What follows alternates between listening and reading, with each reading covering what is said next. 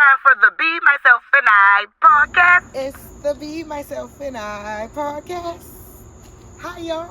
I'm BB, and it's the Be Myself and I podcast. And I do not have time to sit around here arguing with y'all.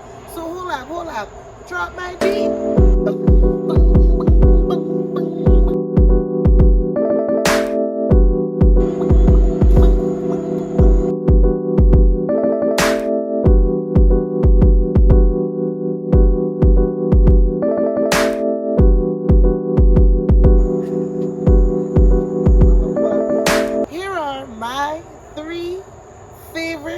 Things, Disney Villain Edition.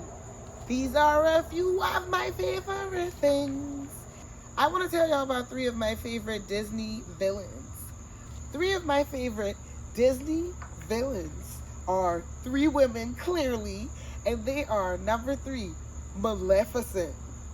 I love Maleficent. I love her story. I love the revenge thing, but I love Sleeping Beauty. It's just amazing, and I just love how every evil villain has a heart, right?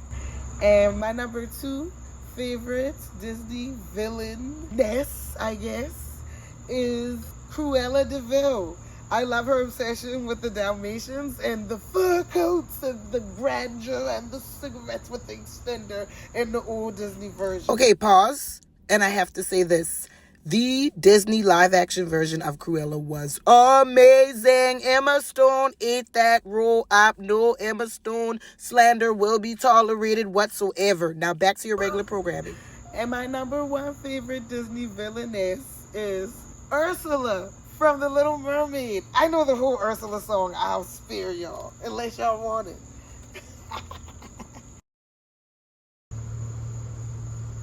On tonight's episode of the Be Myself and I podcast, I'm happy to bring to you an interview.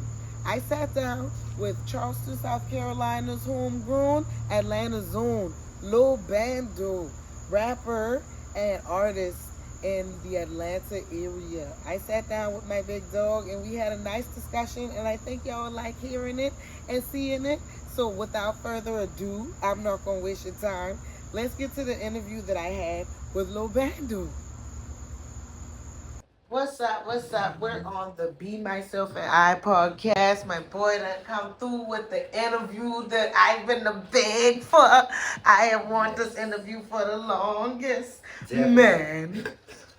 Man. What's up, Lil BANDOE? It's definitely your boy Lil BANDOE in the building. Hey, check me out. That's what you say. I'm chilling like a motherfucker. Trying to stay out of prison. I can't curse. Do what you want to do. Say no more. I'm chilling like a villain, trying to stay out of prison, make it, you know what I mean? Enjoying Atlanta, enjoying the sun, high vibrations only. Yes. Period. How long you been in Atlanta, BANDOE? I've been in Atlanta for a couple of years, probably 2 or 3 years now. Real. So, I gonna have to tell my story about you. When I first get touchdown in Atlanta, my boy come straight through. 150%, 200, just come straight through, and I'll never forget that and always appreciate that. Welcome to the city that you gave me. Period. Right. So, hell yeah. Well, right now I'm definitely working on some more music. I'm in the studio working on a project right now called Gullah Juice. Gullah Juice? Yes. What's that? Brought to you by Dame Doza and Big Hurt on the track, Big Hurt music.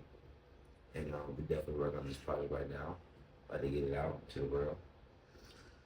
Okay, Gullah Juice. Yes, it's definitely on the way.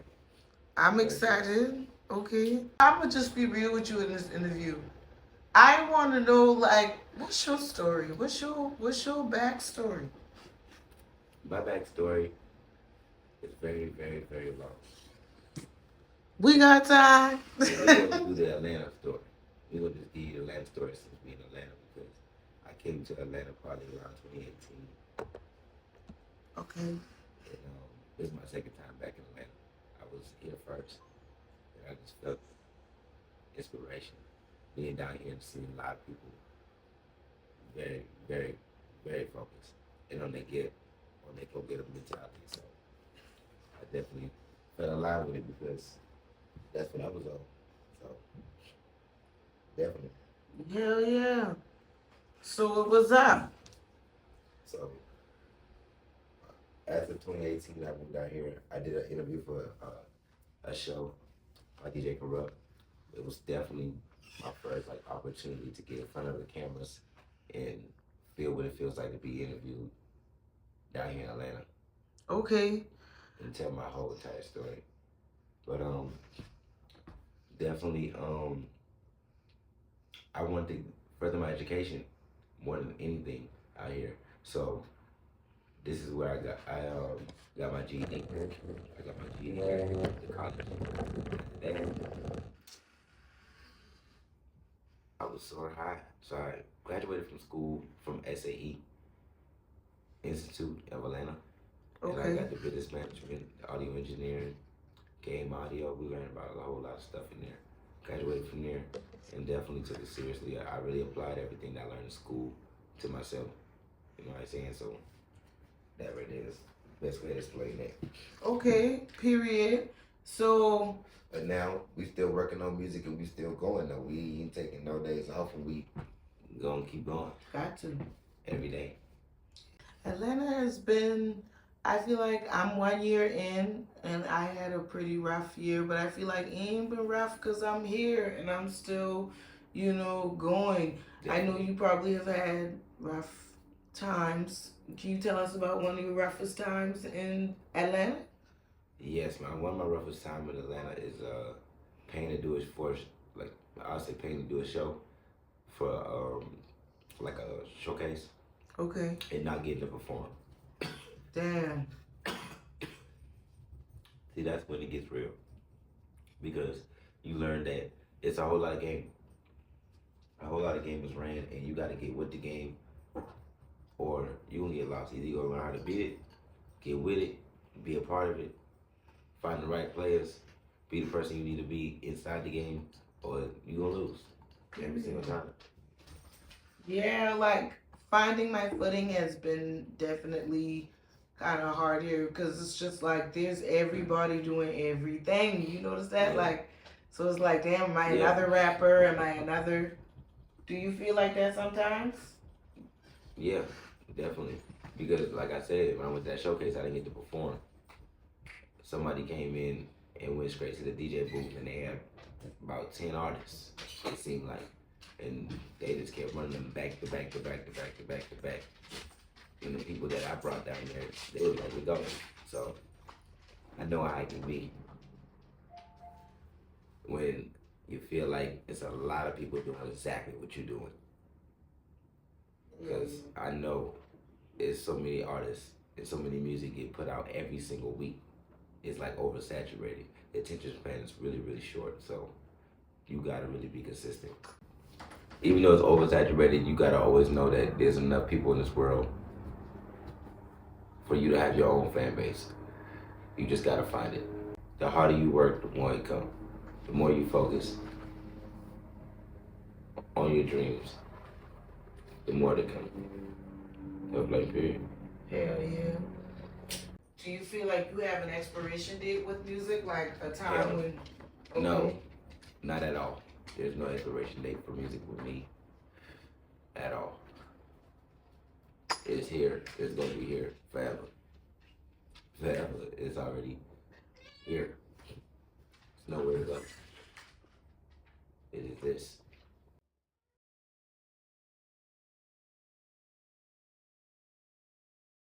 How do you feel about acting? I would do acting, but doing the acting, I would be really, really careful on. I would say what role I would play. Okay. I would really want to play a good role at the end of the day. Not so much of an evil role. All right. So how do you know the role is the right role for you? How do you know it's a good role? I'll take anything. Really? I'll take anything. Because I feel like with black males, often it's like goon number one, goon number two. I had an opportunity one time to go do one of those Tubi movies for a person, but they wanted me to get killed. I end up not doing it, and when I showed up to the casting call, I end up being a security guard. Okay. You see what I'm saying? And I'm doing something else. And I like that. You never know what opportunity comes. You got to keep going. Hell yeah. I told him, yeah, you could do it. Just so I can go there and be like, no. But guess what? I didn't have a chance to even say no. Because he had a different role for me once I got there. Period. So that's how the universe works when you need it to. The universe can work just like that. It will give you exactly what you need every single time. Are you a believer? Definitely a believer. Okay. Believer of the ancestors. So you serve two masters. Because they say you can't serve two. I don't serve no two masters. If you're ancestors, you're a believer in Jesus or the ancestors. No. You hear me clearly. You hear me clearly. This is what I say. I believe in the ancestors. I ain't say nothing about no other person. Okay. Ain't nothing wrong. Does religious talk make you uncomfortable now? No, don't make me uncomfortable. But I definitely ain't say nobody else but the ancestors. Coming from Charleston, a place we both are super familiar with, how do you feel about being somebody who believes outside of what's the norm for like the Gullah people? How do I feel? I feel like they're unwoke. I definitely feel like they're unwoke. That's the best way to put it. Just unwoke. Some people are lost sheep, and some people are just unwoke. A lost sheep is just a person who don't want to be woke. Well, I probably got that backwards because a lost sheep is probably a person trying to be woke, and they just lost. And a person that's just unwoke is just unwoke. You feel like people don't want to expand their minds a lot of times, like where we come from or otherwise? It's in the soul. It's in the soul. It'll click. When you hear the right thing at the right time, if it's meant to be for your soul to contain that information and put your brain on a higher frequency of thought on what the person is saying, then you are definitely one of the chosen ones. Definitely chosen. Definitely. And so you definitely feel like you chose it for real? Yes. Yes. Without a doubt. It's very, very beautiful. How does a person know that they are chosen? Well, I say, you will know.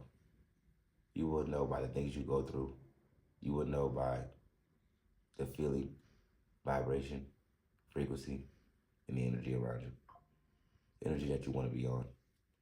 You'll know. You're chosen. So when you're around people who may not understand that, how do you feel like that affects you, or does it? It's all about energy. When you're around negative energy, you gotta move. You gotta know what's good, you gotta know what's bad. You can't try to save everybody. Say the words you can and move forward. Point blank period. Last time you've been to Charleston? I've been to Charleston a couple of weeks ago. Okay. Definitely. What was going on? You notice anything exciting? I noticed, I went to a family reunion to say hi to a couple of people. Brought my kids down there. That time my kids went to the beach, of course. They enjoyed the beach. The beach is definitely always exciting to me, so I love to see the water. One thing I can say about Atlanta is I miss, versus Charleston, I miss the water, I miss seafood. And the trees. The trees and the breeze. The breeze that come up off that water is unmatched. You can't find that shit nowhere. At all. Especially on James Island. It's amazing. So in Atlanta, one of the things I noticed is how everybody around here seems to engage in networking is real heavy. Like getting out and like talking to people, it seemed to be like a part of the culture. You notice that too? Seem like you gotta... Definitely a networking place. You gotta look for where to go and nail it. You gotta execute. You gotta start small and go big.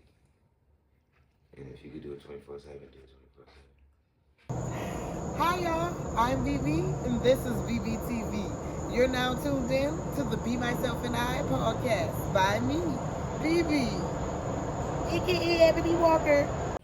I like Atlanta. I love Atlanta.